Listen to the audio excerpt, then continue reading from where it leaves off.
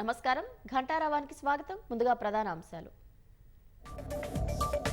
కాసేపట్లో ఆదిలాబాద్లో కాంగ్రెస్ బహిరంగ సభ. ఆత్రం సుగుణ నామినేషన్ కార్యక్రమంలో పాల్గొననున్న సీఎం.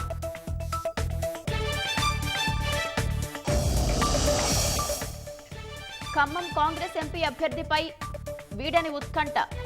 ఏఐసీసీ అధ్యక్షుడు ఖర్గేతో వేర్వేరుగా భట్టి పొంగులేటి భేటీ. రాజస్థాన్లో మోదీ చేసిన వ్యాఖ్యలపై భగ్గుమన్న ప్రతిపక్షాలు. సమస్యల నుంచి ప్రజల దృష్టి మళ్లించేందుకేనని విమర్శలు.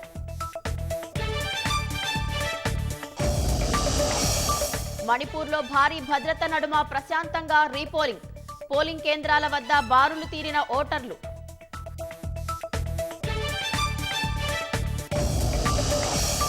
పార్లమెంటు ఎన్నికల్లో మాల్దీవుల అధ్యక్షుడు ఘన విజయం. 60కి పైగా స్థానాల్లో గెలుపు, ప్రతిపక్షాలకు ఘోర పరాభవం.